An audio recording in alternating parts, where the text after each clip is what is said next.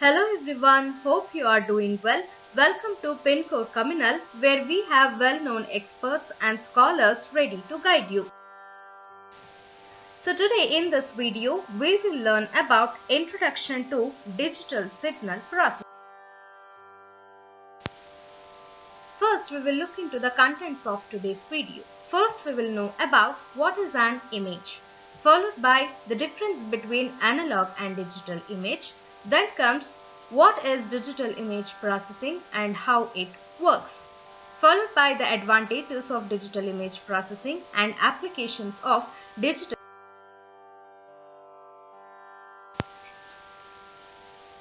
Now let us see what is meant by an image. We can say that image is projection of 3D scene in 2D plane. Whatever we see through our eyes is actually the three-dimensional view, and it is modeled using three axes, that is X, Y and Z, as shown in the figure. Therefore, in an image we have to model it into a 2D plane, that is using two axes X and Y. Here we can see the image, which is a three-dimensional view, and we have to capture it into a two-dimensional plane as an image. This is the exact interpretation of what an image is. Let us understand this with an example. Here we can see the image of a tree in the first picture, and it is the three-dimensional view, where the same picture is captured in a 2D plane as shown in the second picture.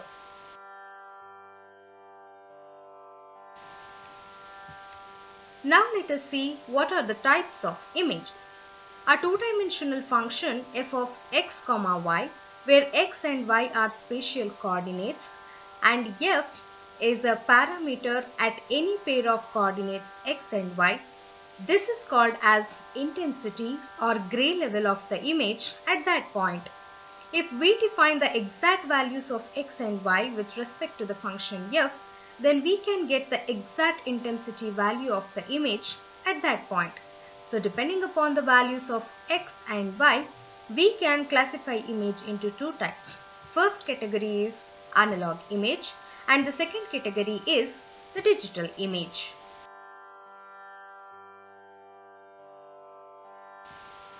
After knowing the types of images, it's important to know the difference between analog image and digital image. In an image, if we have the mathematical representation of continuous range of values representing the position x, y and intensity with parameter f of an image, then we call it as an analog image.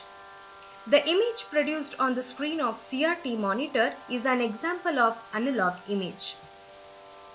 If all the parameters x, y and f are finite and discrete quantities, then that image is called as digital image. Since the analog image will have continuous values, in order to store an analog image, we need more memory. As digital image contains discrete values, they require lesser memory for storage when compared to the analog images. Till now we understood what exactly a digital image means. Now we will see what does digital image processing mean. The process of analyzing and manipulating the image in order to improve its quality is known as digital image processes.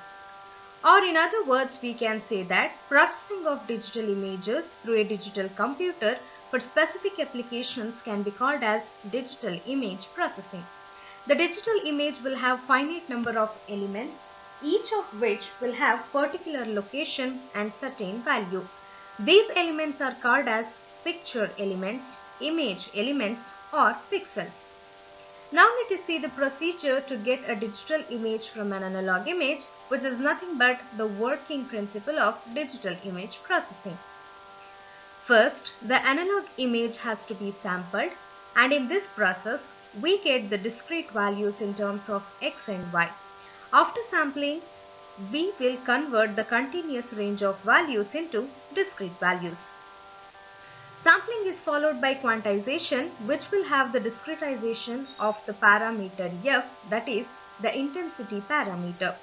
After sampling and quantization, the final image that we get will be the digital image.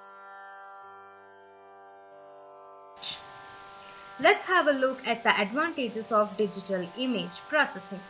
We know that human high vision is limited or confined to visual band of electromagnetic spectrum, but the imaging machine covers almost entire electromagnetic spectrum ranging from gamma rays to radio waves. Thus, they can operate on images generated by different sources that are not capable to see and sense by humans, such as ultrasound, electron microscopy, and computer generated images, and hence we can access and work on information to which humans are not directly related. It has fast processing as memory requirement is less, and also it is cost effective. We can have efficient storage and effective transmission from one place to another, and also it has scope for versatile image manipulation. The start and end lines are not clearly defined in digital image processing, and hence we have a paradigm which is useful in the world of images, and we have three types of computerized process. That is low level, mid level and high level. First we'll look at the low level.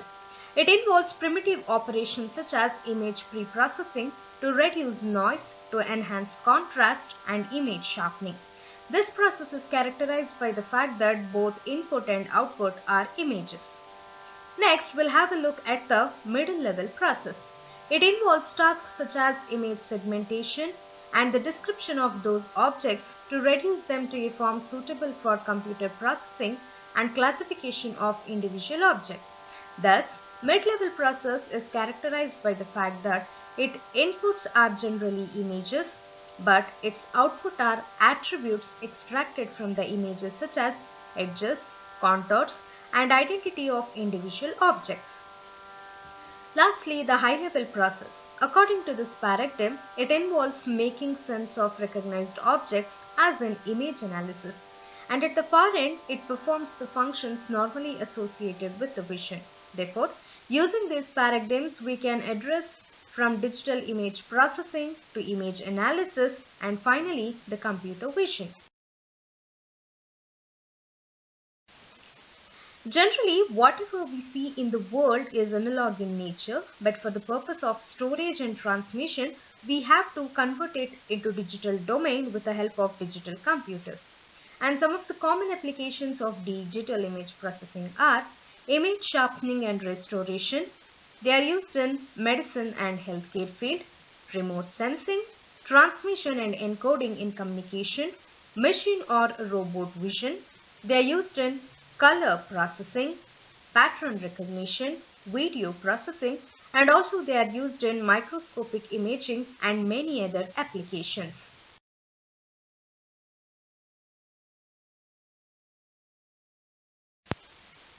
I hope by the end of this video you are able to answer questions such as what is an image, difference between analog and digital image, and what is digital image processing and how it works, followed by the advantages and applications of digital image processing. In the upcoming video, we will learn about the fundamental steps in digital image processing.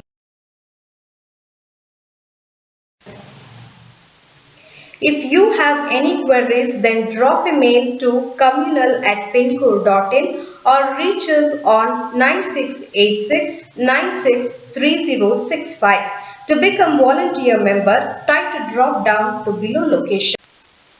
Thank you for watching and stay tuned till next session.